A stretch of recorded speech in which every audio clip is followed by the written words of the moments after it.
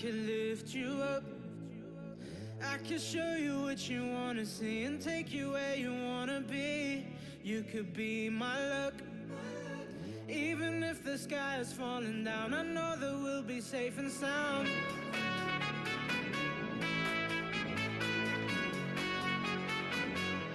We're safe and sound.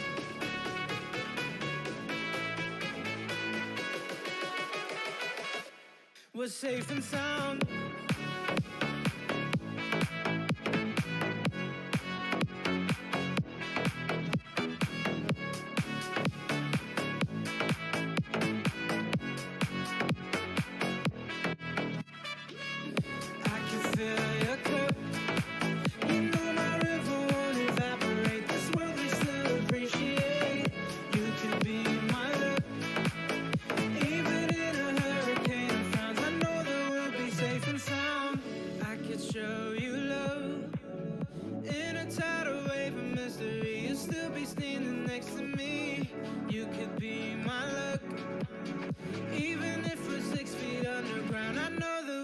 Safe and sound.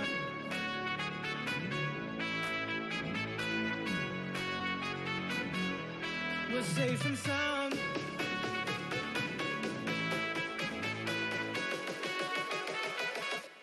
We're safe and sound.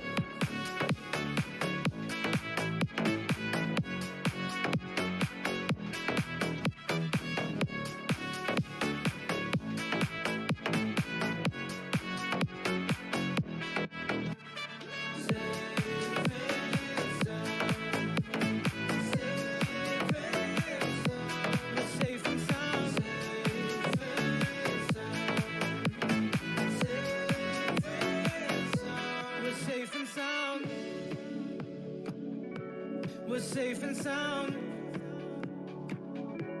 We're safe and sound. We're safe and sound.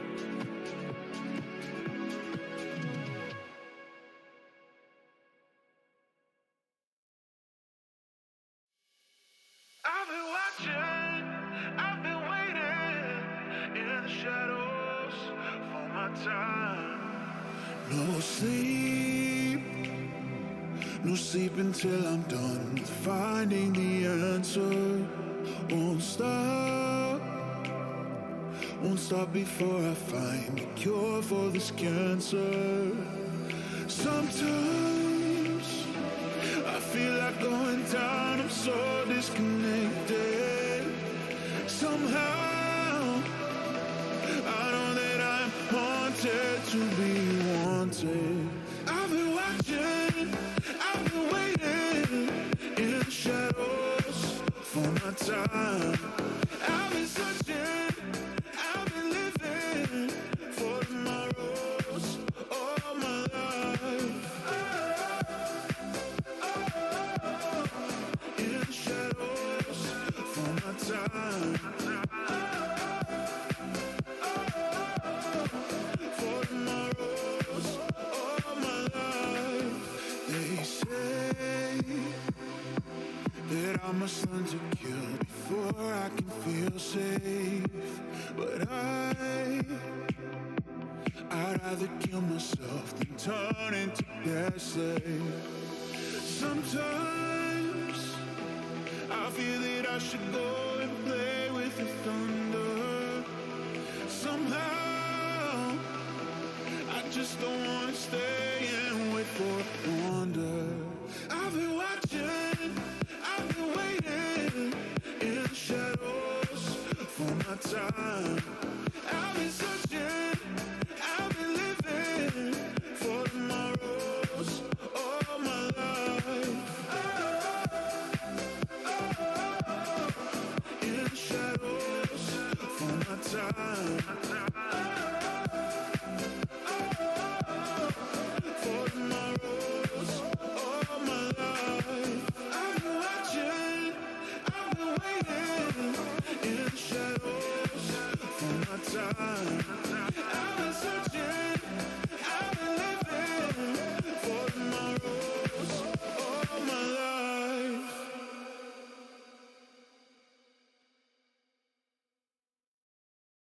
I'm at a payphone trying on you. Where have the times gone? Maybe it's all wrong. Where are the plans we made for two? Yeah, I know it's hard to remember people we used to be. Even after the pictures, you're not here next to me. Say it's too late to make it. Is it too late to try? In our time that you wasted, all of our bridges burned down. I've wasted my nights. You turned out the lights. Now I'm paralyzed, still stuck in that time when we called it love. But even the sunset in paradise. I'm at a payphone trying to call home. All of my change I spent on you. Where have the times gone? Maybe it's all wrong. Where are the plans we made for two? If happy ever after stays it, I would still be holding you like that. All these fairy tales are full of it. Almost to be lost, so I'll be sad. Turned your back on tomorrow, 'cause you forgot yesterday. Gave you my love to borrow, 'cause you just gave it away. Can't expect me to be fine, don't expect you to care. No, I've said it before, but all of our bridges burned down. I've wasted my nights, you turned out the lights. Now I'm paralyzed, still stuck in that time when we called it love. But even the sunset in paradise. I'm at a payphone trying to call home. All of my change I spent on you. Where have the times gone? Maybe it's all wrong. Where are the plans we made for two? If happy ever after stays it, I would still be holding you like that. All these fairy tales are full of it. Almost to be lost, so I'll be sad. Man, fuck that shit. I be out spending all this money while you sitting around wondering why you wasn't. You came up from nothing, made it from the bottom. Now you see me, I'm stunting. And on my car, start with the push of a button, telling me the chances I blew up or whatever you call it. Switch a number to my phone so you can never call it. Don't need my name on my show, you can tell that I'm ballin'. Switch, what a shame, coulda got picked. Had a really good game, but you missed the last shot. So you talk about who you see at the top, or what you could have sold, but you said that it's over for. Phantom pulled up, valet, open doors. Was like, go away, got what you was looking for. Now it's me, thought they won't, so you can go and take that little piece of shit with.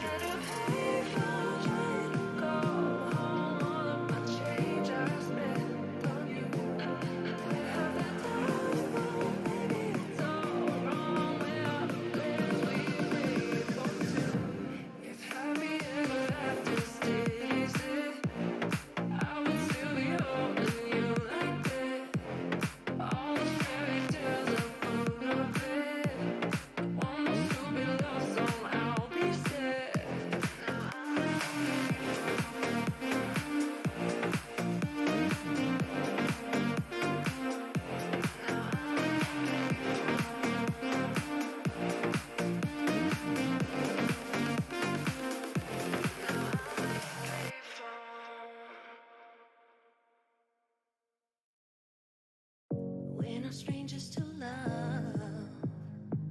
You know the rules, and so do I. A full commitment's what I'm thinking of. You wouldn't get this from any other guy. I just wanna tell you how I'm feeling. Gotta make you understand. Never gonna give you up. Never gonna let you down. Never gonna run around and desert you. Never gonna make you cry. Never gonna say goodbye. Never gonna tell a lie and hurt you. Never gonna give you up. Never gonna let you down. Never gonna run around and desert you. Never gonna make you cry. Never gonna say goodbye. Never gonna tell a lie and hurt you. Never gonna give you up. Never gonna let you down. Never gonna run around and desert you. Never gonna make you cry. Never gonna say goodbye. Never gonna tell a lie and hurt you. We've known each other for so long. Your heart's been aching, but you're too shy to say it. Inside we both know what's been going on. We know the game and we're gonna play it. And if you ask me how I'm feeling, don't tell me you're too blind to see. Never gonna give, never gonna give. Never gonna give, never gonna give. Never gonna give, never gonna give. Never gonna give, never gonna give. Never gonna give, never gonna give. Never gonna give you up. Never gonna let you down. Never gonna run around and desert you. Never gonna make you cry. Never gonna say goodbye. Never gonna tell a lie and hurt you. Never gonna give you up. Never gonna let you down. Never gonna run around and desert you. Never gonna make you cry. Never gonna say goodbye. Never gonna tell a lie and hurt you.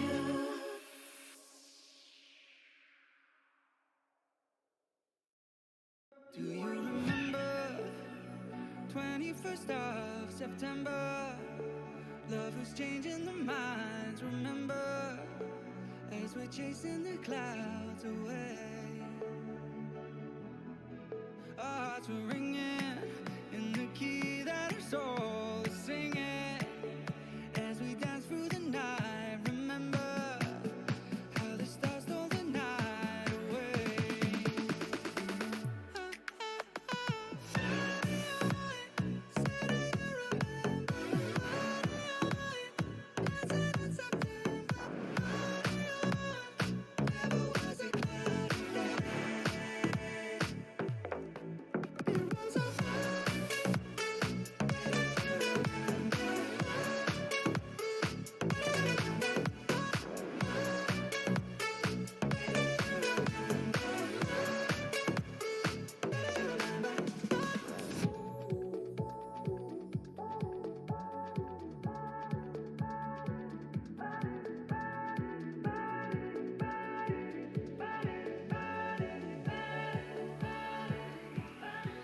My thoughts are with you, holding hands with your heart to see you.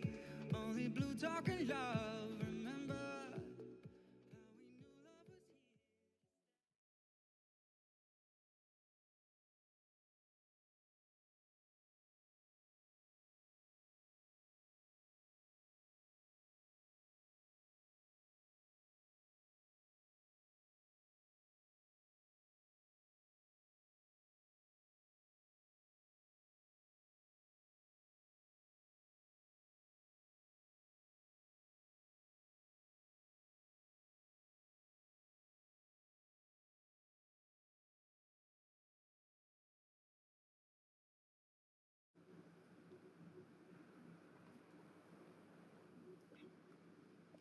Bueno, ya estamos en vivo.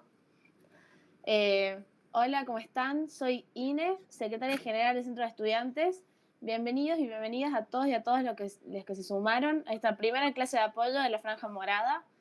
Nosotros venimos haciendo las clases desde hace tiempo porque creemos que es súper necesario que como centro de estudiantes brindemos las herramientas que los ayuden a ustedes a ingresar a la carrera de abogacía, esta carrera tan linda que todos nosotros estudiamos, porque, bueno, creemos que el paso de la secundaria y la universidad tiene que ser lo más lindo posible y por eso vamos a estar nosotros ahí siempre a disposición. En ese sentido, tenemos muchas más herramientas, como pudieron ver a lo largo de este tiempo, y si están en nuestros grupos, tenemos los podcasts, la biblioteca digital, resúmenes, y hoy también le vamos a pasar una serie de recursos como líneas de tiempo que les van a ir sirviendo para seguir la clase, y se nos va a pasar por los grupos por PDF. Así que bueno, espero que aprovechen esta clase. En esta clase nos va a acompañar Rocío, la Rochi, egresada de la Facu de Derecho, ex militante de la Franja Morada y una genia explicando, así que espero que tomen mucha nota y todas las dudas que tengan las pueden ir dejando en el chat en vivo y nosotros se las vamos a ir transmitiendo. Así que, bueno, los dejo con mis compañeros para que se presenten y bienvenidos. Buen día a todos y todas, ¿cómo están? Tremendo, ya empezamos el despegue, estamos arrancando la primera clase con esta comunidad porque ustedes van a ingresar a la facultad, porque vamos a estar acompañándolos en todo momento. Y lo lindo de esto es saber que va a ser un viaje de ida. Estos 6 años vamos a estar acompañándolos totalmente. Contarles también que queremos saber de dónde somos, de dónde son todos, de qué provincia. Así que si se animan, suban una foto a Instagram, una historia poniendo el Twitch. No sé si tienen mate, no sé si están desayunando, si están tomando un café. Y etiquétenos como Feme Derecho CB, a ver si un moderador puede dejarlo ahí abajo también. También estamos con Agus. ¿Cómo andás, Agus? Hola chicos, ¿cómo están? Bueno, mi nombre es Agustina, soy coordinadora de ingreso y como Ine, mi compañera decía de que vamos a estar ahora compañeros de ingreso y en todos sus años de carreras, desde ya sepan que somos compañeros porque van a ingresar y que bueno, vamos a estar para todo lo que necesiten y espero que estas clases les guste, les sirva y aprovechen todos los recursos que les vamos a brindar. Así que nada, disfruten y te dejo, Rochi, que sigas. Bueno, genial. En primer lugar, muchísimas gracias. Gracias a los chicos de la conducción del Centro de Estudiantes, de Franja Morada, por esta invitación a acompañarlos en estos primeros pasos de la carrera. Y bueno, bienvenidos y felicitaciones por la decisión que han tomado de estudiar Derecho. Realmente es una carrera hermosa, con muchas posibilidades. Y en ese sentido, este ingreso, para despejar un poco de los miedos, las inseguridades que puedan llegar a tener, es de contenido que en muchos casos seguramente ya han visto en el colegio secundario o de cultura general. Inicialmente, para este primer parcial, los temas que vamos a estudiar es un poco lo vinculado a la historia de la Universidad Nacional de Córdoba, cómo surgen estas primeras universidades y nuestra universidad en particular, y a partir de ello cómo surge también la enseñanza del derecho. Y después van a continuar con las clases vinculadas a lo que es historia argentina, que es fundamental entender este proceso de cómo se consolidó nuestro Estado, nuestra nación y nuestro derecho, y cómo también en este caso la universidad a lo largo del tiempo ha sido y ha tenido un rol fundamental en todo el proceso y desarrollo político y social de nuestro país. Pero bueno, para empezar a estudiar esto de la historia de la universidad, que es lo que vamos a ver hoy, el día viernes vamos a continuar con la forma de organización de la universidad.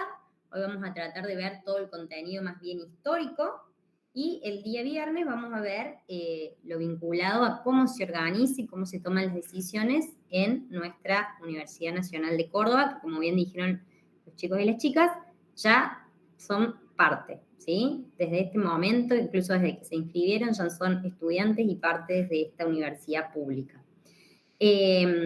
Algunos tips, algunas herramientas también para estudiar. Es súper importante que estamos bien con el tiempo, 12 de enero, estamos bien con este calor. Dicen que Argentina es el lugar más caluroso del mundo en esta semana. Es una buena semana para empezar a estudiar. Hagamos una lectura consciente, ¿sí? Todo lo que sea subrayar ideas principales, hacer cuadros sinópticos, líneas de tiempo, todo sirve, todo suma. Como sabrán, la modalidad de parcial es múltiple choice, es un parcial objetivo, es decir, que no tienen contenido a desarrollar, no es que se les va a preguntar una cuestión abierta en donde ustedes van a tener que interpretar y escribir y redactar un texto, sino que cada una de las preguntas que se le van a hacer son con múltiples opciones o algunos ejercicios, como unir con flechas, definir cuestiones objetivas, para que sea una seguridad, para que los estudiantes y los docentes tengan siempre todos el mismo criterio de corrección, ¿sí? Y en ese sentido nadie se quede afuera por una cuestión de interpretación. Pero bueno, vamos haciendo estas aclaraciones previamente, aprovechando que Twitch es bien dinámico para poder interactuar. Cualquier duda, consulta, acá estamos para aprender, así que ninguna pregunta es incorrecta ni errónea, opiniones más que bienvenidas. Para empezar a hablar, vamos adentrándonos en tema de manera concreta.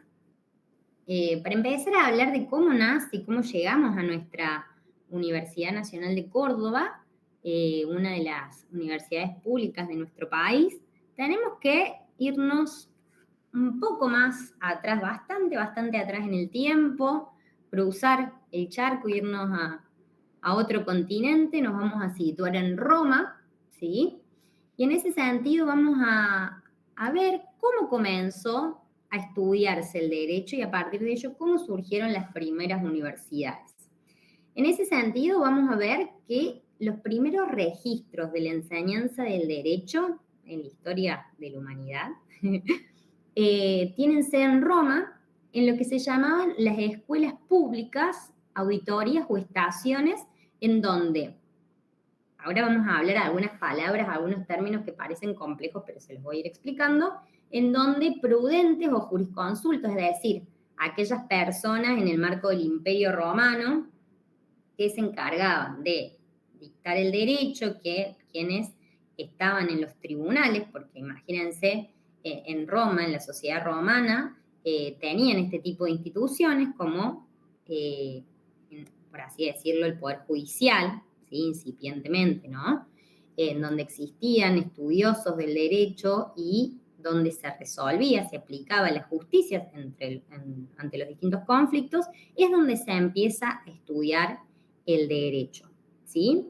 Y en ese sentido se van a ir formando en lo que son vinculado a la religión, ¿sí? Vamos a ver que la historia de la educación y sobre todo la historia del derecho inicialmente se va a ver sumamente ligada y vinculada a la enseñanza de la teología, la enseñanza de la religión, ¿sí? Nos vamos a estar ubicando un poco más adelante en la historia, cercanos a la Edad Media. Vamos a ver que en las escuelas, en las abadías, en las escuelas monacales, estos términos hacen alusión a donde estudiaban los religiosos, se empieza a estudiar inicialmente lo que es la retórica, la dialéctica, la gramática, y así también algunos conceptos de lo que era el derecho inicialmente.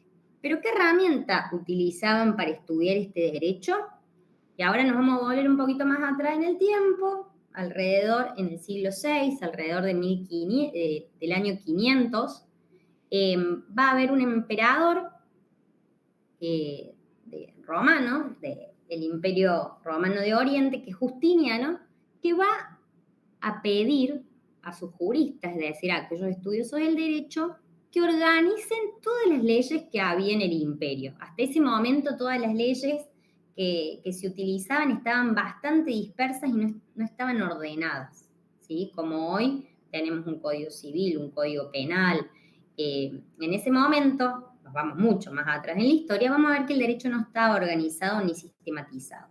Y este emperador Justiniano va a ser el que va a mandar a que se organice todo el derecho romano. Imagínense años y años de historia y de leyes que no estaban organizadas, y esa organización se compiló en un cuerpo que se denominó en latín Corpus Iuris Civilis, que significa cuerpo del derecho civil, es decir, un compendio de todas las normas y las leyes que había hasta ese momento del imperio.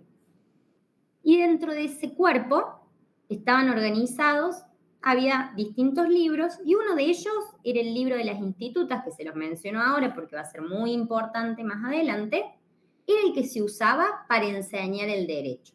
Es decir, que en ese momento ya era muy importante transmitir este conocimiento de cuáles eran las leyes, de cuáles eran las normas que regían para formar sobre todo a los asesores, en este caso, bueno, del emperador, como así también posteriormente vamos a ver, adentrándonos a la Edad Media, asesorar a los reyes, a la corona. Era muy importante que haya funcionarios que se formaran en el derecho, ¿sí? Y vamos avanzando un poco más en la historia. Hasta acá, ¿vamos bien? ¿Hay alguna duda, alguna consulta, preguntas ahí en Twitch?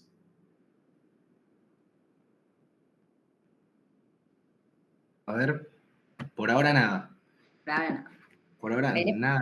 Esta parte puede ser un poquito tediosa, pero ya vamos a ir avanzando. Sí, ahí nos estaban contando de dónde son. Si querés te cuento, Rochi. Tenemos gente que es A ver, vamos a empezar de arriba. Gente de Mendiolaza, Córdoba, de la Rioja, INE, de Las Varillas, Córdoba, Córdoba capital, Bueno, de Zapala, Neuquén, un de grande todo el país.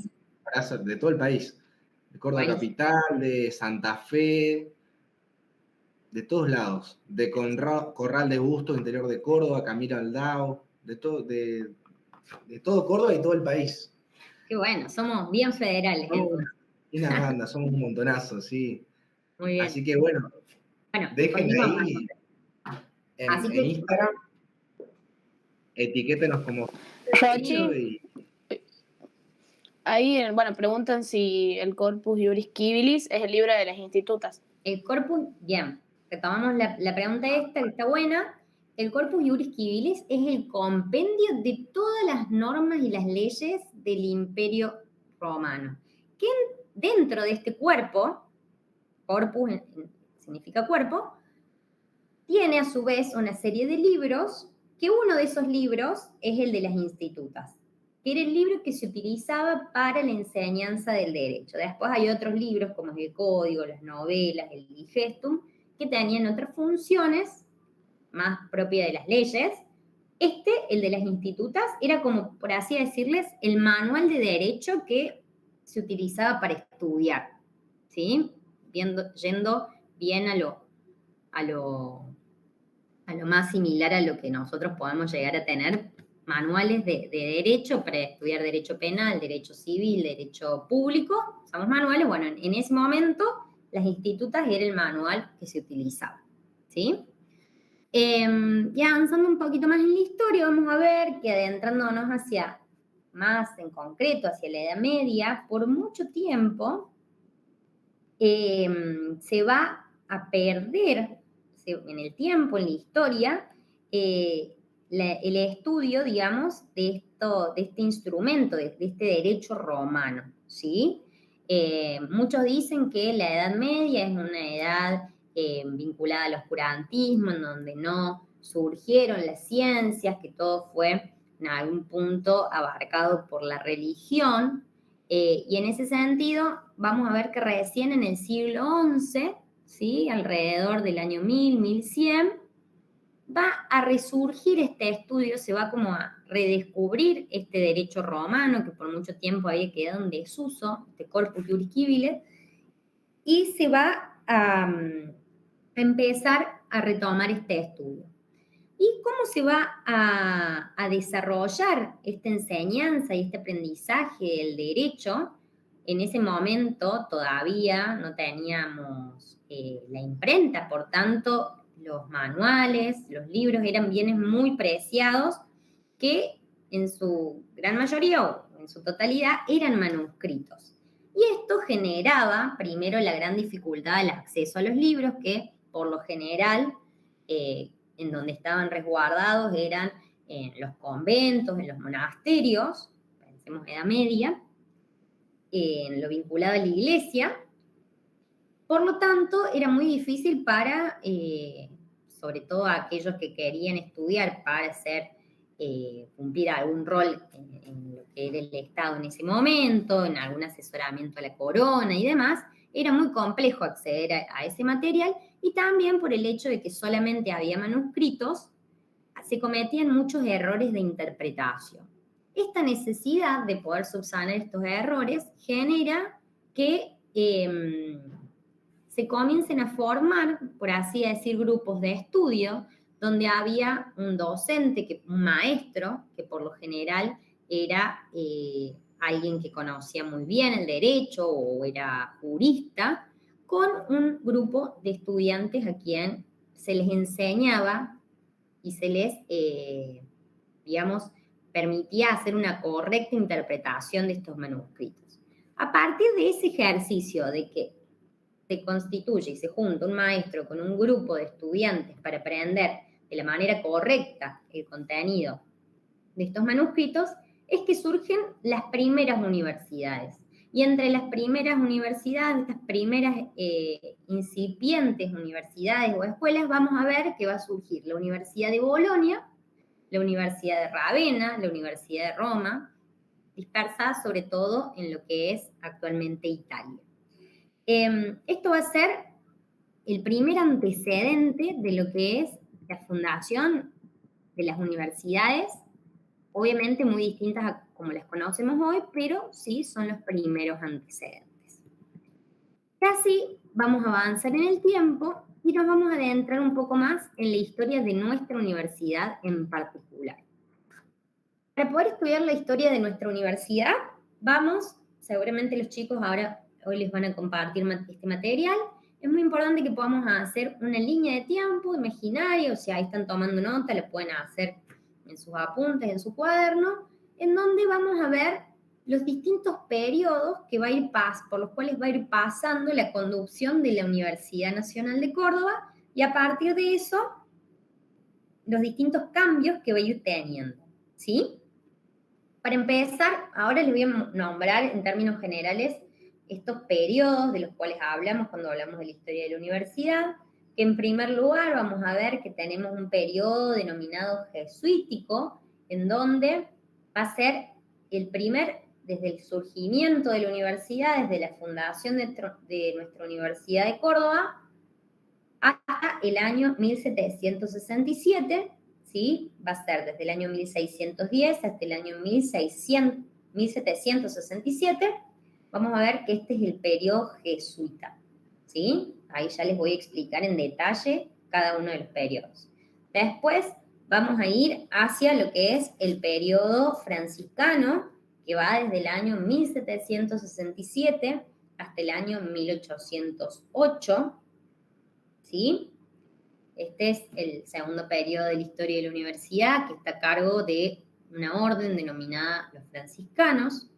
Después continúa un periodo subsiguiente, que es el periodo a cargo de lo que se llama el clero secular, ¿sí? Que es lo que estaba conformado por los sacerdotes que estaban a cargo de lo que era Córdoba en ese momento, del obispado de Córdoba.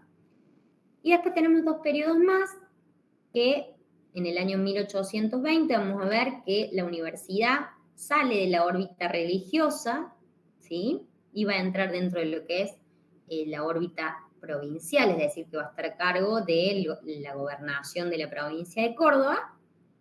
Y posteriormente, en el año 1854, vamos al último periodo, que es el que continúa hasta el día de hoy, que es el periodo de la Universidad Nacional, ¿sí? Que la universidad pasa a estar a cargo de la nación, ¿sí? Esto en términos generales para que veamos estos 5 periodos en los cuales se organiza la historia de la universidad. Para empezar a estudiar este primer periodo, retomamos a lo que es el periodo jesuita. Vamos a hacer un poco de historia, aprovechando que hay gente de todo el país. Córdoba, dato de color, se funda en el año 1573 por Jerónimo Luis de Cabrera, ¿sí? Que era un general español. Y en el año 1599 se van a asentar en estas tierras recientemente fundadas de Córdoba lo que es la Compañía de Jesús. Que la Compañía de Jesús era una orden religiosa, ¿sí? Como ustedes sabrán, o capaz que no sé si están familiarizados con la Iglesia Católica, existe lo que es, por un lado, el clero secular y por otro, el clero regular. El clero regular son todas esas órdenes religiosas, como por ejemplo los jesuitas, los franciscanos, los dominicos, etcétera, que toman distintas características en función a una advocación en general. Toman un santo en específico y son la orden de, por ejemplo, los franciscanos, los que siguen la doctrina de San Francisco de Asís, por ejemplo. Después vemos en este caso, la Compañía de Jesús va a ser una orden regular. Y después está el clero secular, que son los obispos que tienen, o los sacerdotes que tienen roles específicos en función de la localidad donde se establecen. Por ejemplo, en Córdoba, en su momento, cuando la universidad pasa a estar a cargo del clero secular, vamos a ver que allí está el obispo de Córdoba a cargo de la universidad. ¿Sí? Por ahí son conceptos muy de la iglesia, pero hay que entenderlos ya que la fundación de nuestra universidad se corresponde a una fundación a cargo de una orden religiosa. Entonces, en 1599, esta orden religiosa de los jesuitas se establece en Córdoba con una finalidad muy concreta. Ellos venían a evangelizar y a educar, con estas dos misiones muy concretas. Y en ese sentido, seguramente yo les puedo ir recomendando algunas películas. No sé si vieron la película La Misión, que es una película bastante vieja, pero es de Hollywood, así que capaz que la han visto, en donde muestran cómo los jesuitas se fueron instalando en lo que se llamaban las misiones jesuíticas, muchas de ellas en Paraguay. Vamos a ver que en Misiones, en la zona de las cataratas del Iguazú, hay una misión jesuítica. Después vamos a ver cómo también incluso en Córdoba, ahí vemos que hay gente de distintas partes de Córdoba, en Jesús María, Colonia Carolla, hay distintas estancias jesuíticas también, en donde se establecían, se enseñaban algunos oficios o se establecían universidades, colegios y se evangelizaba también, ¿sí? En ese sentido, ellos vinieron aquí a instalarse a Córdoba con la misión de poder fundar una universidad, ¿sí? Como habían hecho ya previamente en Charcas, con la Universidad de San Francisco Javier, o en Chile, con la Universidad de San Felipe.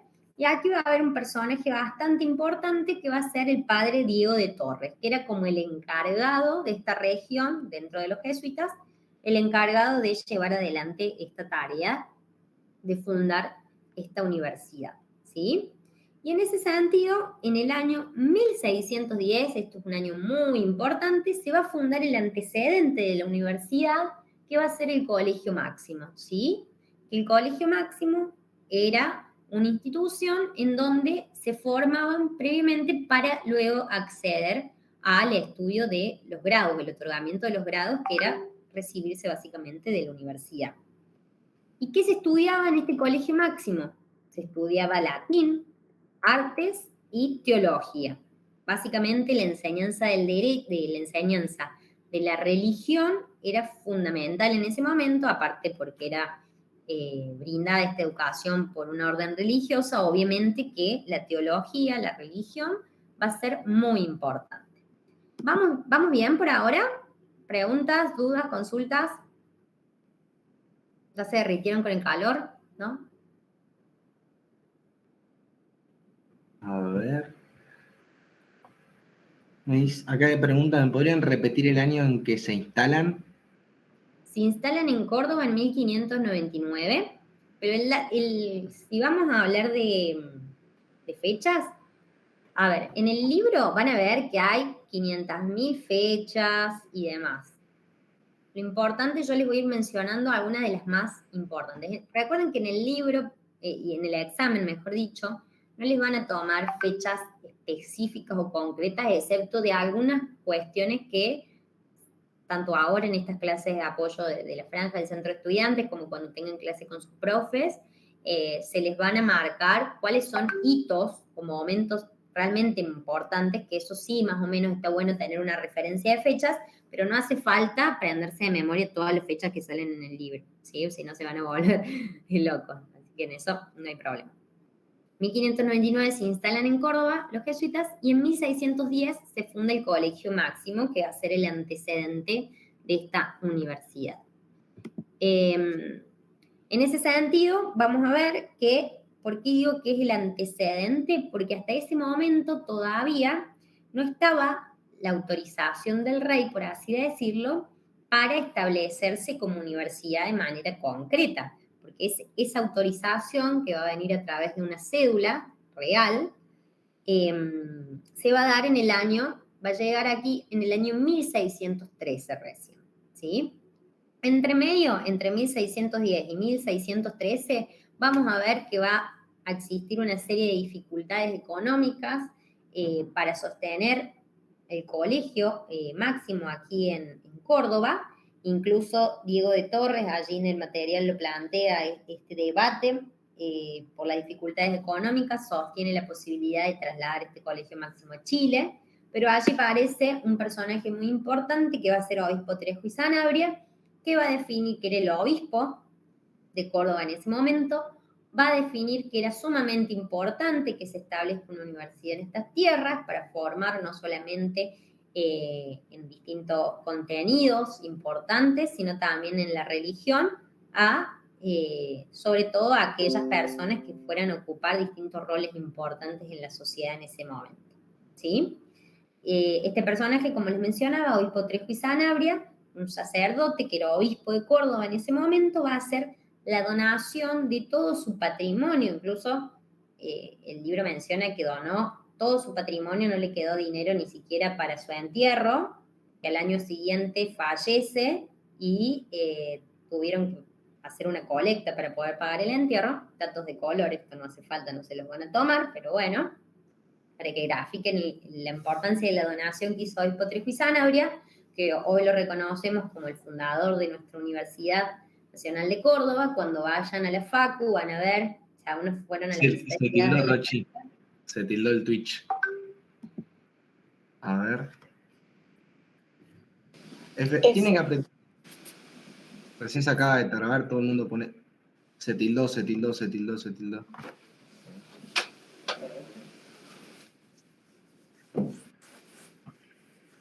Creo que volvió. ¿Volvimos? A ver. Sí, ahí funciona. Ahí estamos. Sí, estamos vivos. Sí, ahí sí. Ahora volvimos. Bueno, mortal. Aquí estamos. ¿En dónde quedamos? A ver. A ver.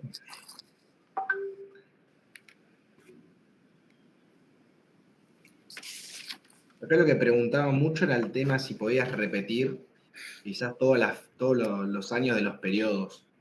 Me lo preguntaron varias veces, que por ahí preguntan neojesuítico, esto, el otro. Sí. Ahora que lo vemos en particular, vamos a ir diciéndolos, así no se les hace una ensalada rusa. El periodo jesuita va desde el año 1610, que es desde la fundación del Colegio Máximo, hasta el año 1767, y ahora les spoileo, que es la expulsión de los jesuitas. Entonces, primer periodo jesuita va desde 1610 hasta 1767. ¿Sí? Después cuando veamos al franciscano les repito los números y así las fechas, mejor dicho, para que no nos confundamos. Habíamos quedado en que en 1610 se funda el Colegio Máximo, pero con una serie de dificultades económicas. Diego de Torres, que era el provincial, digamos, de la orden jesuita, por las dificultades de sostenimiento del Colegio Máximo, plantea la posibilidad de trasladarlo a Chile.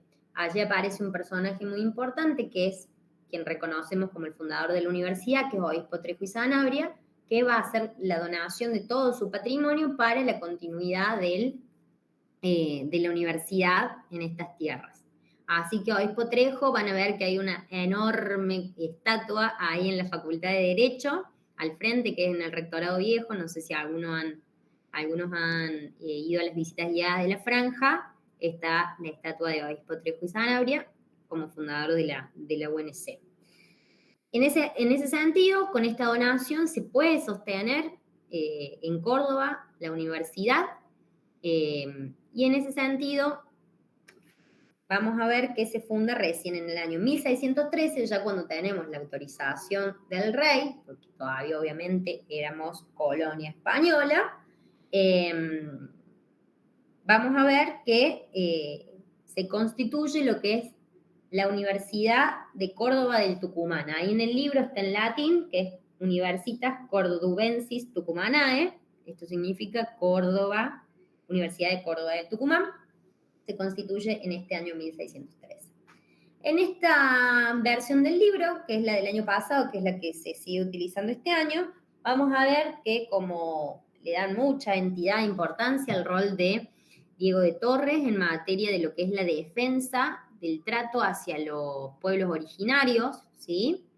En ese sentido, se explaya bastante el libro. Lo importante es tener en cuenta que los jesuitas promulgaban en algún punto la concepción, el respeto de los pueblos originarios y respetarlos como seres humanos, como personas. Recuerden que hasta ese momento, en el orden de la sociedad colonial, que estaba sumamente estratificada, se regía por un sistema de castas, españoles o criollos tenían un estatus social muy distinto al de los pueblos originarios, como así también el de los esclavos, que los esclavos directamente no eran considerados en ese momento como personas o sujetos de derecho.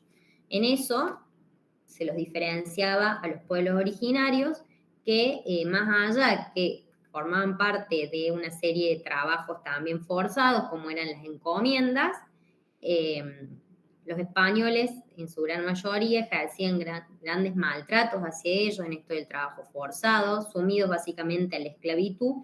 Por ende, el rol, en este caso de Diego de Torres, fue muy importante y de los jesuitas para tratar de regular, en algún sentido, el trato que se les daba. Vamos avanzando un poquito más, vamos a ver que en el año 1687 se va a fundar dentro de este periodo jesuita lo que es el Colegio Montserrat, que tiene un rol muy importante porque básicamente era el convictorio, Real Convictorio de Nuestra Señora del Montserrat, que tenía la finalidad de ser convictorio, era, por así decirlo, un internado, en donde quienes venían sobre todo de otros territorios, de otras provincias, incluso de regiones o países limítrofes de la época, del virreinato, ¿no? Se alojaban en lo que era el Colegio Montserrat, ¿sí? Incluso antes de ingresar a la universidad ya se introducían lo que era la educación, en este caso más bien la educación media, por así decirlo, en lo que era el Colegio Montserrat, que se funda en el año 1687, que va de la mano de manera directa con la historia de la universidad. Y allí su fundador va a ser otro religioso, Ignacio Duarte Quirós, ¿sí? Y vamos avanzando un poco más por distintos motivos políticos, ideológicos y de poder. En el año 1767 se expulsa el rey Carlos III, decide expulsar a los jesuitas de todo el territorio, digamos, de todas las colonias. Y en ese sentido, ¿por qué? ¿Por qué se los expulsa?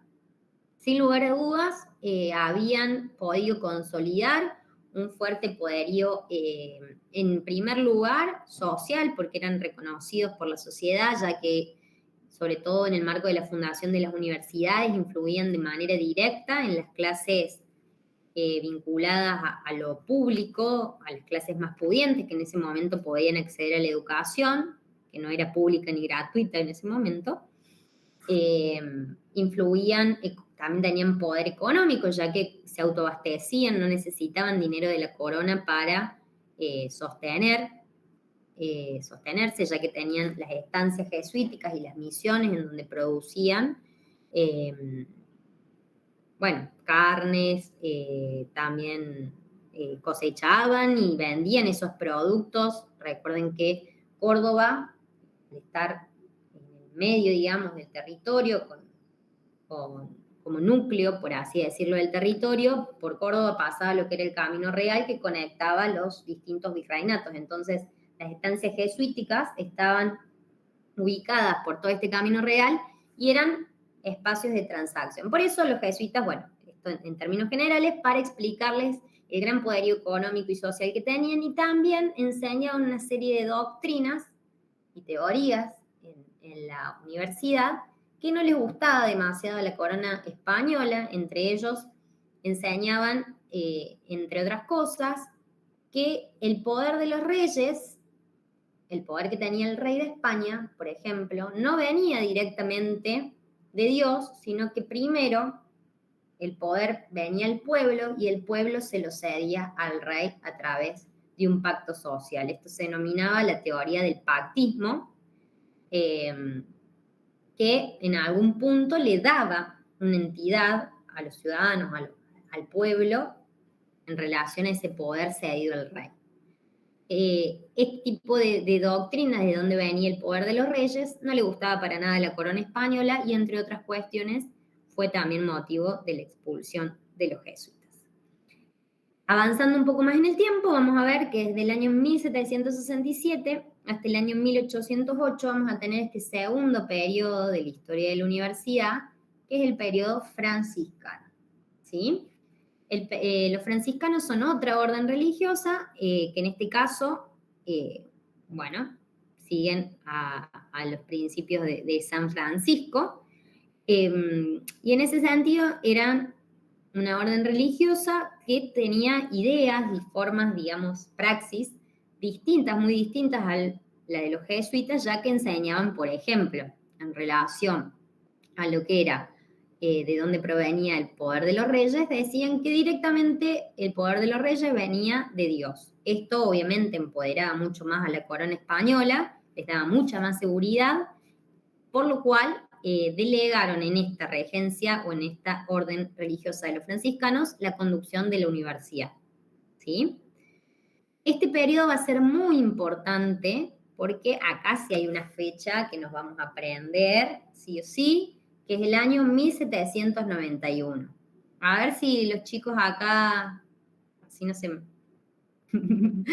duermen, ¿saben por qué 1791? A ver si alguien ahí pongan en el chat. ¿Por qué se les ocurre que es un año importante, 1791? Chan, chan, chan, chan, chan, chan. Los que fueron a la visita guiada pueden que sepan, porque hay un anfiteatro que se llama 22 de agosto de 1791.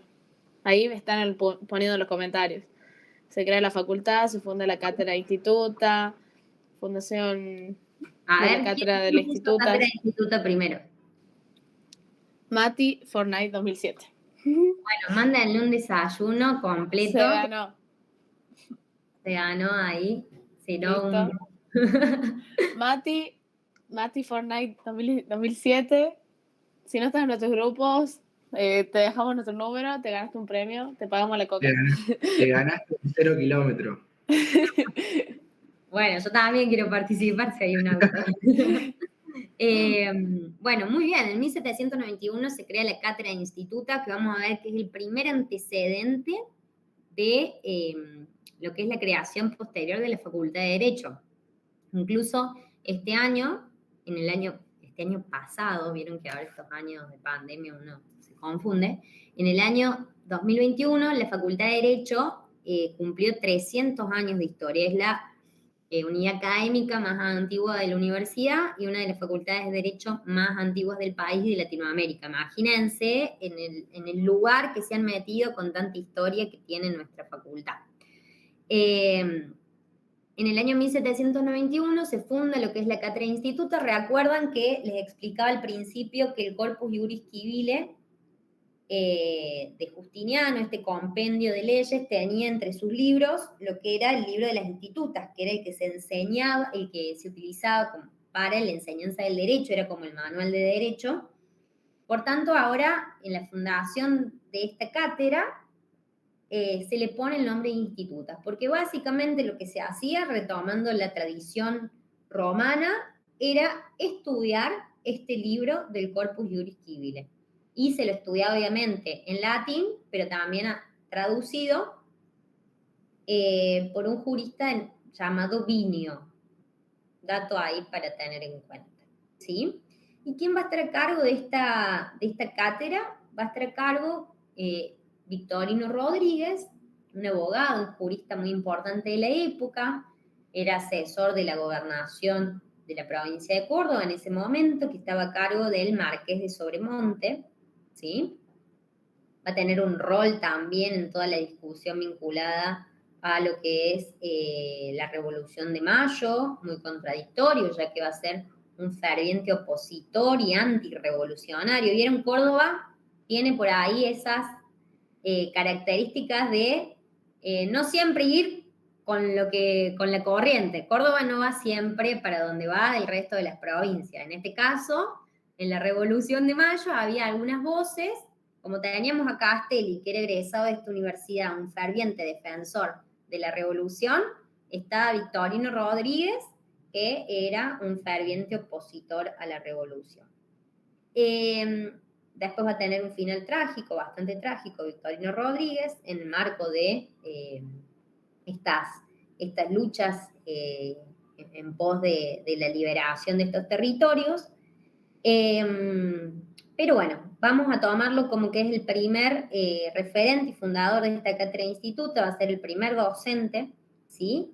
Y en ese sentido va a tener un rol muy importante en la enseñanza del derecho, ya que obviamente que se enseñaba este derecho romano, pero también se enseñaba y se continuaba con la enseñanza religiosa, porque recordemos que estamos dentro de la órbita franciscana, dentro del mandato de una orden religiosa.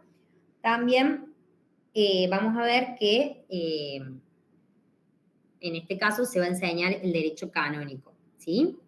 Y incipientemente en este periodo, donde estamos muy cerca de lo que es la Revolución de Mayo, se van a ir empezando a estudiar de a poco los que son los antecedentes de este derecho patrio, es decir, las normas y las leyes que se van a ir creando propias en este territorio. Como así también el derecho real, es decir, todas las leyes que venían propiamente de España, del reino que en ese momento todavía estaba a cargo de este virreinato.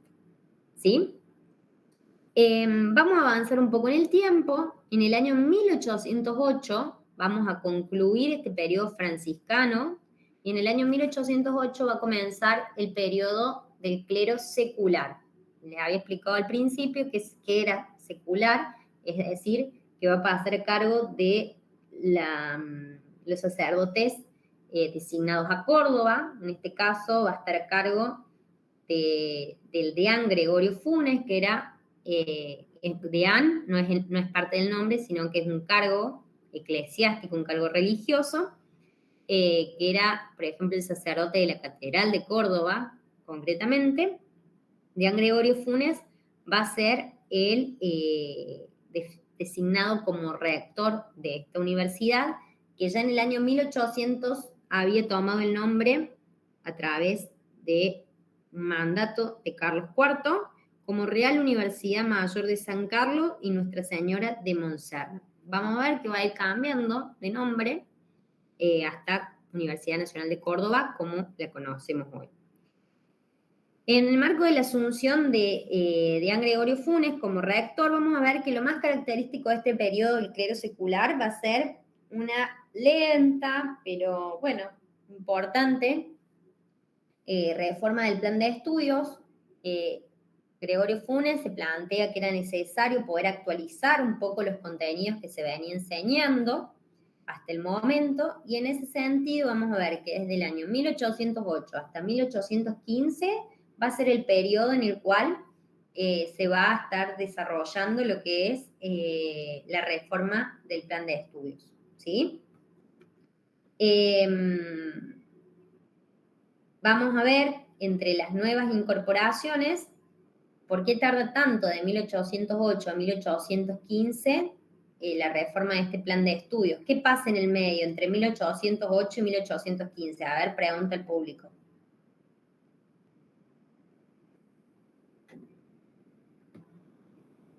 Ahí entre esos años, ¿qué proceso político sucede?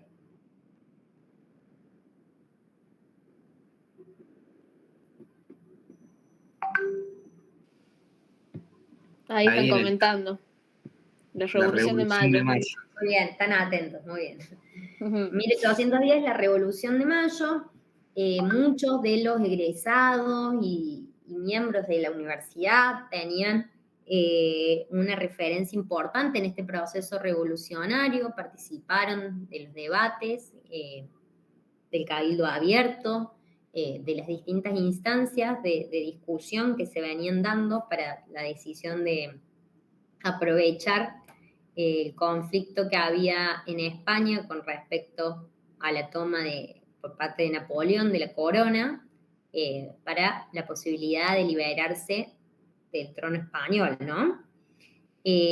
Todo ese proceso fue muy importante porque en algún punto también permitió que en materia de derecho se empezaran a generar una serie de normas, una serie de leyes propias de este territorio, ¿sí? Que es lo que se denomina derecho patrio, sobre todo obviamente desde 1810 en adelante, que eran todas las normas que se iban por los distintos incipientes gobiernos que vamos a tener a nivel territorio, digamos, no podemos hablar de país todavía, porque vamos a ver que nos vamos a ir consolidando muy posterior a 1810 como Estado-Nación, pero bueno, todavía en ese momento vamos a ver que ya desde ese momento va a surgir lo que es el derecho patrio.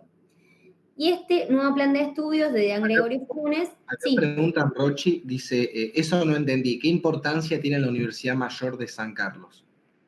que en el año previo a que culmine el periodo, digamos, franciscano, en 1800 va a llegar una orden real de Carlos IV, con la denominación de la universidad se le asigna otro nombre, que es Real Universidad Mayor de San Carlos y Nuestra Señora de Montserrat. Es un cambio de denominación que se le hace a la universidad en ese momento, pero no cambia sustancialmente su organización y su característica, digamos, ¿sí?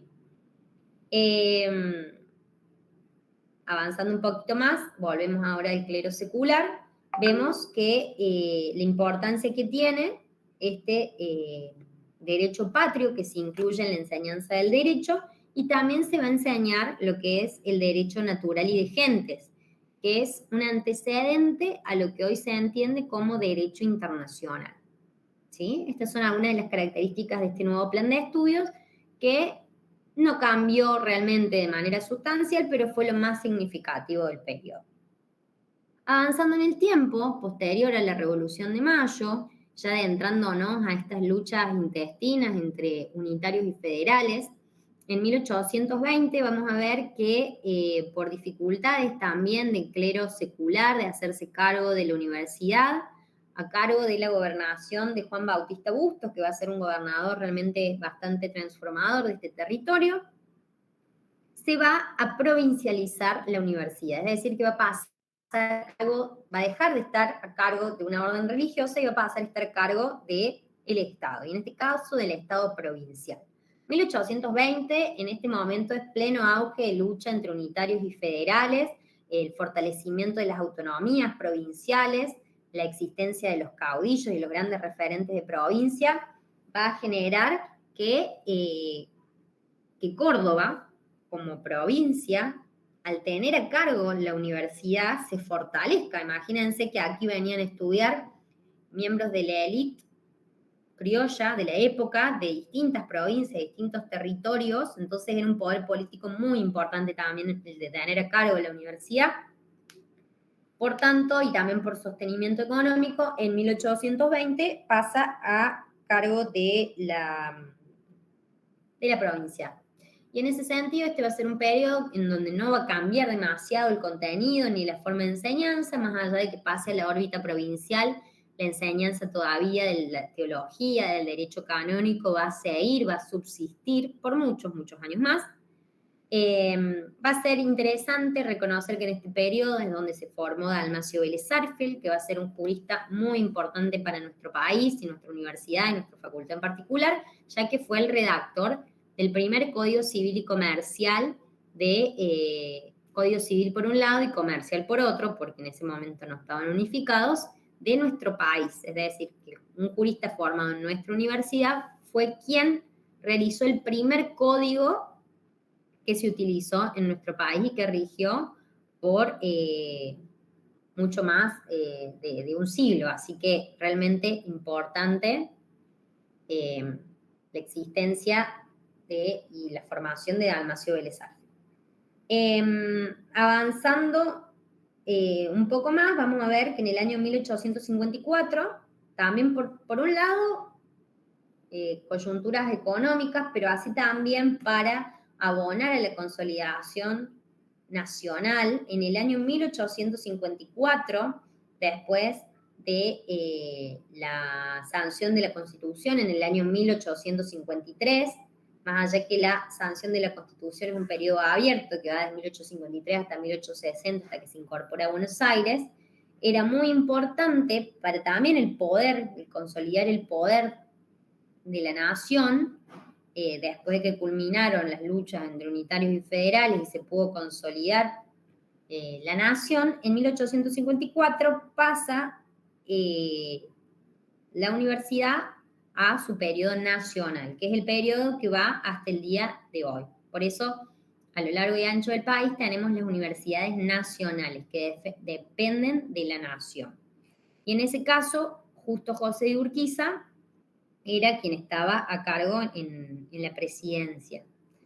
En este momento vamos a ver que como dato relevante en esta historia de la universidad y en la enseñanza del derecho, se va a empezar a estudiar lo que es el derecho público, ¿sí? Es fundamental esta rama del derecho para entender que como se va consolidando un Estado-nación, es fundamental tener una serie de normas y de leyes que en primer lugar planteen cómo se organiza el Estado, como así también cuáles van a ser las normas que van a regir entre el vínculo entre el Estado y los ciudadanos o el pueblo, ¿no?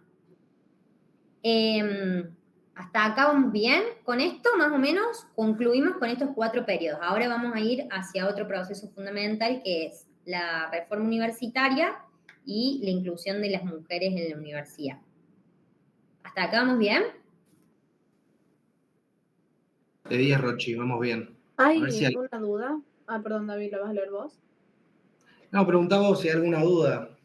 ¿En qué Ahí año lo cambió de nombre la universidad? En el 54 ya se llamó UNC, pregunta Alma. En el año 1854 ya se denominaba Universidad Nacional de Córdoba.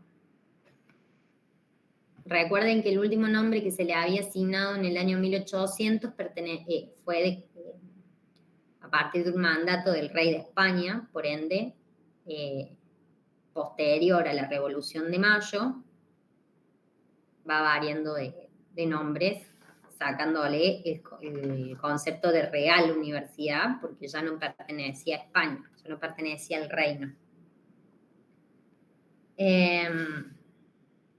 Bueno, ¿vamos bien hasta ahí? Pongan algún emoji, alguna reacción. Bueno, y avanzando un poquito más, a la clase de hoy vamos a hacerla hasta las 1:30 y después continuamos con el contenido el día viernes, ¿sí? A la misma hora, pero el mismo canal. Hoy a las 4 de la tarde tenemos de vuelta y el día viernes a las 10 de la mañana y a las 4 de la tarde. Vamos a avanzar a un proceso político fundamental que los chicos se saben de memoria acá, que es la reforma universitaria de 1918, que va a ser un ícono trascendental para la historia de nuestra universidad, de las universidades del país, de la región, incluso va a tener implicancias a nivel internacional. La reforma universitaria fue un proceso a partir del cual, que surgió en nuestra universidad, estudiantes de esta casa de estudios van a plantear una serie de reclamos contundentes, realmente contundentes, que plantean la necesidad de repensar y reorganizar la universidad hasta como se la entendía en ese momento, ¿sí? Entendamos, y haciendo un poco de análisis, hasta ese momento quienes podían acceder a la universidad eran miembros de las clases o descendientes de las clases más acomodadas de Córdoba o de la región, quienes realmente podían acceder a un estatus económico que les permitiera ingresar a la universidad. Para ser docente de esta universidad también tenía que ser uno parte de estas familias más reconocidas, tradicionales de Córdoba. La influencia de la iglesia y de la religión tenía un marcado sentido, o sea, más allá de que ya estamos muy avanzados en el tiempo, principio del siglo XX, todavía el clero, sacerdotes tenían una injerencia muy importante, la iglesia tenía una injerencia muy importante en lo que se enseñaba en la universidad. Incluso todavía había sacerdotes que enseñaban, digamos. Y una serie también de procesos vinculados a lo que pasaba en el orden nacional y sobre todo internacional, que empieza a plantear la necesidad de repensar la función social de la universidad. En esto, como antecedentes internacionales, vamos a ver que en 1917 se estalla lo que es la Revolución Rusa. Después vamos a ver el antecedente de la Revolución Mexicana, ¿sí? Posteriormente también a la Primera Guerra Mundial. Vamos a ver que el mundo va a estar bastante convulsionado. Y el orden social, también la lucha de clases, va a tener un rol importante en la discusión internacional, y en eso del cual Argentina, Córdoba y esta universidad no estaba exenta. En el año 1912 vamos a ver que en nuestro país se sanciona la ley de voto universal, individual, secreto y obligatorio, denominada Ley Sáenz-Peña, que plantea también, en términos de avance democrático, un fundamental paso en la historia de la ciudadanía de nuestro país, en donde van a poder votar gran parte de la población, todavía digo gran parte porque no eran todos, ya que todavía las mujeres recién en el año 1947 van a tener la posibilidad de votar, pero bueno, en relación a la clase social, porque antes del voto universal estaba el voto calificado, que solamente un sector de la población que pertenecía a determinada clase social y tenía distintas características era quien podía votar. A partir de esta ley cambia este concepto, cambia este contenido. En el año 1916 asume el primer gobierno popular de nuestro país de la mano de Hipólito Yrigoyen. En ese sentido vamos a ver cómo nuevas clases sociales pueden acceder a la esfera pública, ¿sí? A los órganos de gobierno, como así también a la educación, ¿sí? Recuerden que también, producto de las distintas guerras mundiales y sobre todo de la Primera Guerra, las olas inmigratorias en nuestro país fueron sumamente importantes, y eso, los inmigrantes no venían solamente a habitar el territorio, sino que también venían con sus ideas, con sus ideologías. En eso, grandes flujos de ideologías vinculadas al comunismo, al anarquismo, en función también de dónde venían los inmigrantes, plantean unas discusiones sociales aquí en nuestro país, el avance también de la conformación y constitución de los gremios era fundamental, y en ese sentido fue todo este panorama político y social un caldo de cultivo para que los estudiantes en ese momento se plantearan, la universidad como está tiene que cambiar. Hay una serie de vulneraciones a la apertura que debería tener la universidad que tiene que cambiar. No puede ser que la universidad siga perteneciendo a una élite social, debe pertenecer a toda la sociedad.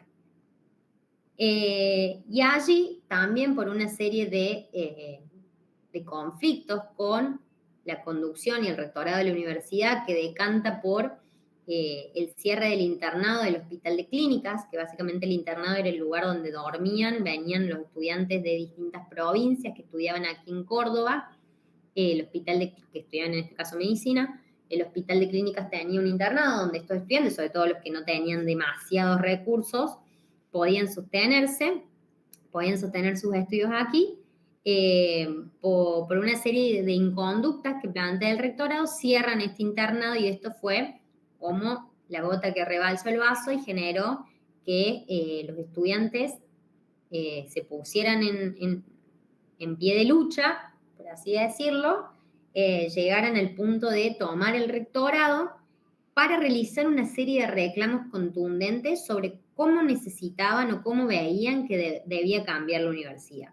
Y a partir de ello tenían una serie de premisas o postulados de esta reforma universitaria que planteaban cómo debía ser la universidad. Y ahora se los paso a mencionar. En primer lugar, planteaban el concepto de la necesidad de que la universidad sea pública, gratuita y laica. que sea pública, es decir, que sea abierta a todos los sectores de la sociedad, que sea gratuita en función de que los aranceles y los cánones que se debían pagar hasta el momento fueran eliminados con la finalidad de esta apertura social. Laica, que la Iglesia dejara de influir de manera directa en la enseñanza y en los contenidos que debía dictarse. Imagínense, principio del siglo XX, ya el mundo había avanzado, la ciencia había avanzado de manera tremenda, y todavía en esta Universidad de Córdoba, con la tradición eclesiástica y religiosa, todavía se formaba a los estudiantes con contenidos, en muchos casos anacrónicos, ¿no? Entonces la laicidad era importante. Se buscaba que los docentes ingresaran a través de concursos a dar clases, es decir, que no fueran por acomodo o por apellido quienes eran quienes iban a dar clases, sino que realmente quienes tuvieran las más aptas capacidades para dictar contenidos sean quienes dictaran clases. Entre otras premisas, se planteaba la necesidad de la extensión universitaria, de que la universidad realmente ayude a pensar las soluciones que la sociedad necesita, ¿sí? Y que interactúe de manera directa con la sociedad y no de manera aislada, como era en ese momento, solamente un lugar donde las clases acomodadas se formaban para luego acceder a los mejores puestos de trabajo, a los roles estatales o a los roles de las profesiones liberales, aislados de la sociedad.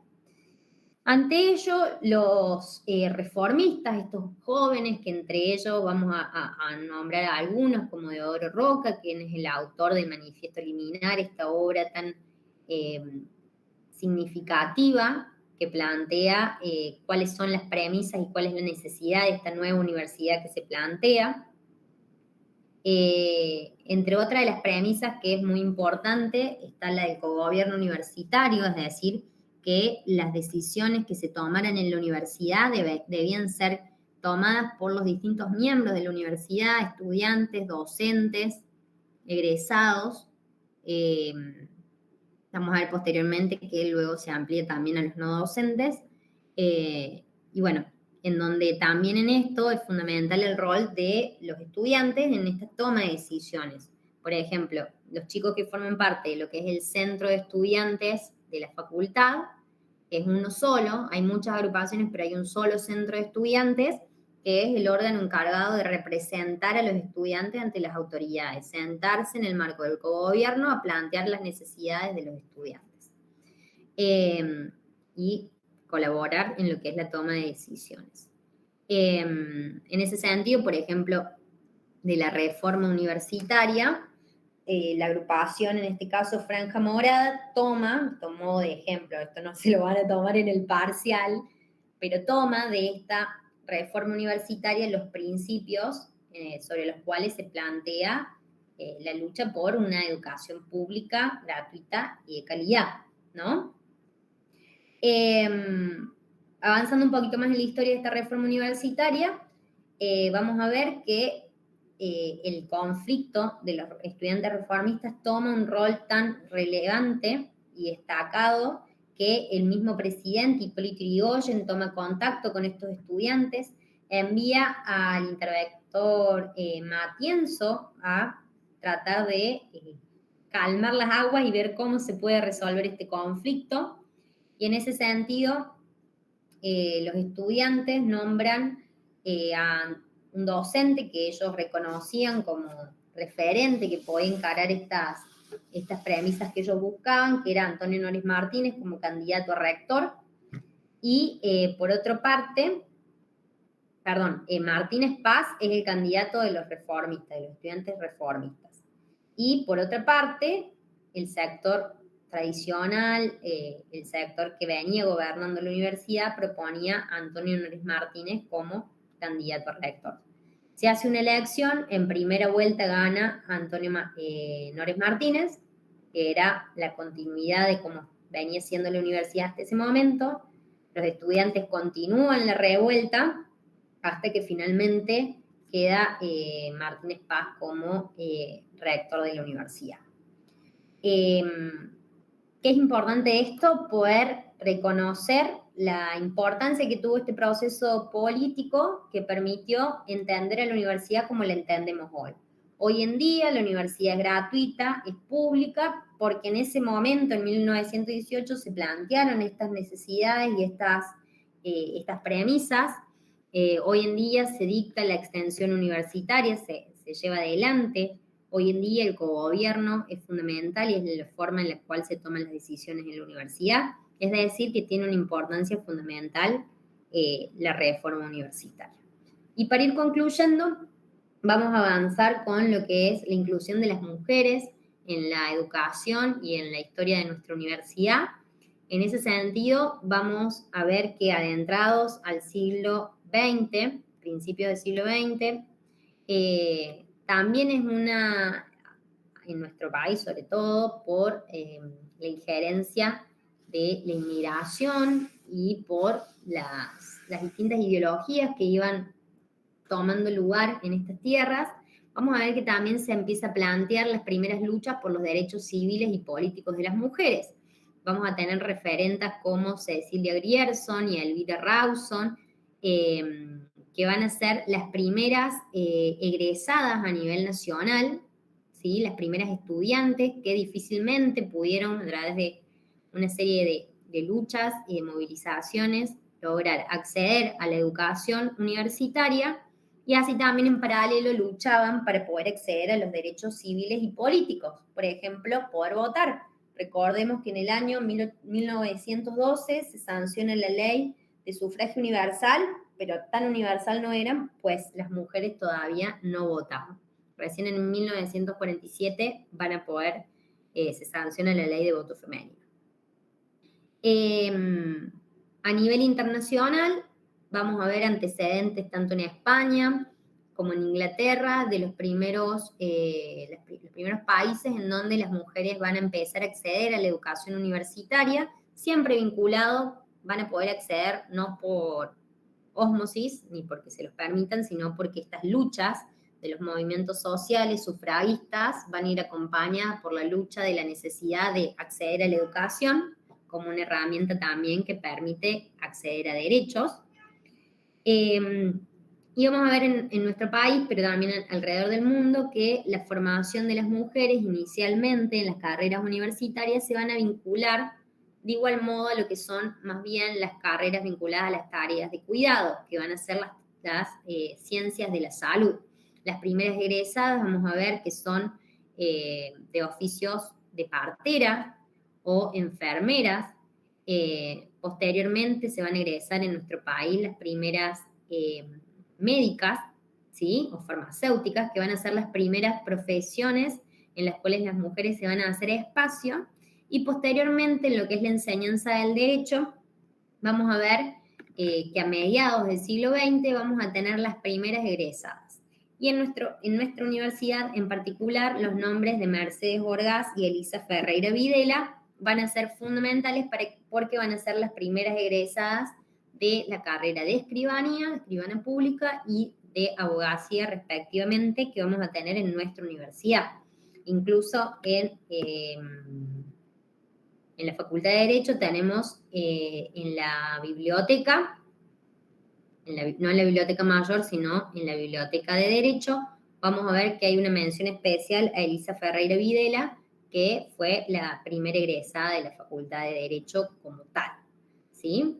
Vamos a ver que a lo largo del tiempo, la inclusión de las mujeres en la educación de nuestra universidad ha sido significativa, ya que hoy en la matrícula más del 60% la conforman las mujeres, también obviamente las comunidades diversas, y en ese sentido es importante tener en cuenta que todavía hay una serie de luchas o de planteos que hay que dar para avanzar sobre mayor igualdad en la inclusión de la educación universitaria, como así también de la toma de decisiones en la universidad. Hasta el día de la fecha, en más de 400 años de historia de nuestra universidad, solamente ha habido una mujer como rectora de la universidad y Así también en el cargo de decana de la facultad, solamente ha habido en 3 periodos mujeres a cargo. En el centro de estudiantes ha sido distinto, ya que a lo largo del tiempo muchas hemos podido tener roles de decisión, aquí mis compañeras, también en la Federación Universitaria de Córdoba, pero todavía hay una serie de puntos, como por ejemplo, que en los cargos docentes más altos puedan acceder de manera equitativa personas independientemente de su género. Hoy, por ejemplo, los cargos de titulares de cátedra, en su mayoría son hombres. Entonces, estas son algunas de las luchas que todavía hay que seguir dando para garantizar mayor equidad e igualdad en la educación y en la toma de decisiones en nuestra universidad, ¿sí? Bueno, hasta aquí vamos a llegar por el día de hoy, ya que ha sido mucho contenido. No sé si hay alguna duda, alguna pregunta. A ver si los chicos y las chicas me plantean. Estamos viendo. No, dudas no, tanto. ¿Qué les pareció la clase? ¿Cómo la llevaron? ¿Más o menos entendieron? ¿No entendieron? Se distraen, se ponen a hablar entre ellos en el chat. Sí. Aguanta. Están pidiendo, ¿se puede retomar esta clase? Pregunta. Muy buena, muy buena clase. Explicó muy bien, dicen acá los chicos. A las 16, el que quiera sumarse de nuevo, hacemos otra clase. A la Rochi la vamos a explotar, porque bueno, como habrán notado, es una genia explicándole, tiene re clara. Y bueno, algo que no mencionamos al principio, ella fue presidenta del Centro de Estudiantes, fue presidenta de la Federación Universitaria de Córdoba, que es el órgano que nuclea a todos los centros de estudiantes de la UNC. Y bueno, en ese sentido ya se egresó, ella es abogada, trabaja y sigue dándonos una mano siempre, así que también todas las dudas que ustedes tengan con respecto al contenido, nos las pasen nosotros automáticamente a los Rochi, porque es un libro abierto con estos temas. Y bueno, si no queda ninguna duda, los dejo con mi compañera Agustina. Acá, Rochi, dicen que te aman, que sos una genia. Muy buena clase. Bueno, chicos, acá terminamos. Espero que les haya gustado las clases. Como centro de estudiantes, queremos garantizarles esto y todos los recursos que les estamos dando. Repito, como dije al principio, para que puedan hacer este ingreso, puedan ingresar, sea mucho más leve. Saben que pueden contar con nosotros, con Ine, David. Tenemos más compañeros, coordinadores que ustedes ya conocen. Pueden hablarnos por privado y también por los grupos. Y quienes no estén en los grupos, ahí les vamos a dejar nuestros números de teléfonos para que los agreguemos. Los esperamos hoy a las 4 de la tarde, quien también se quieren volver a sumar porque se quedaron con dudas. Y si no, bueno, nos vemos de nuevo el viernes para terminar de ver Historia de la Universidad.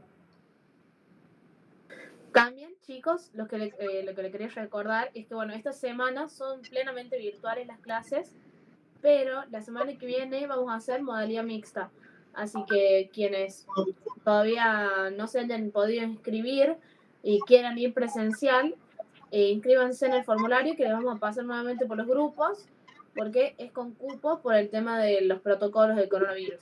Pero bueno, si no también nos escriben directamente por privado. Che, Ine, estoy este día nada más en Córdoba, hay cupo para ir a la clase, y ahí nosotros les respondemos. Así que bueno, espero que les sirva mucho esta clase. La vamos a subir también a YouTube. Y como dijo Agus, desde el Centro de Estudiantes, bueno, que ahora es actualmente conducido por la Franja Morada, queremos realmente acompañarlos en este proceso, que sabemos que es el paso más importante, el más difícil y también el más lindo, porque es el primer paso a la construcción de su futuro. Y nosotros vamos a estar ahí siempre para ayudarlos y vamos a darles muchos recursos de ayuda para que puedan hacerlo de la mejor manera.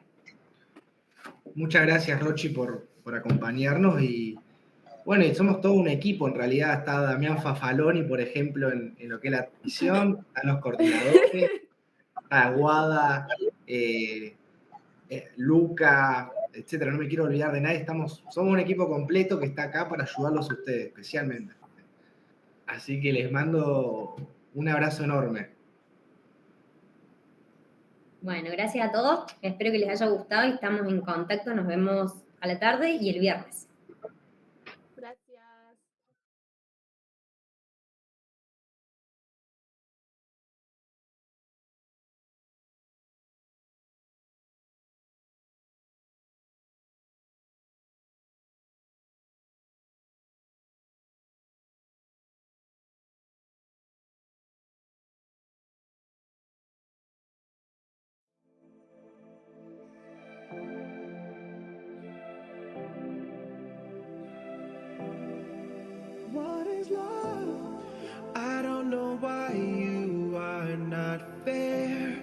give you my love, but you don't care. So what is right and what is wrong? Just give me a sign.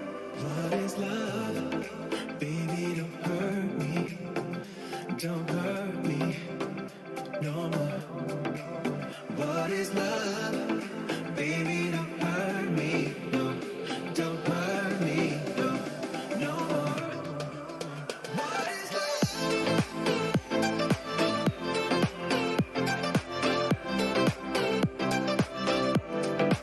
What is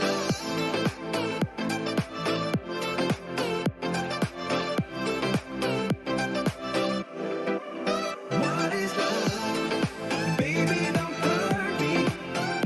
Don't hurt me no more. What is love? Baby, don't hurt me. No, don't hurt me no, no more. What is love?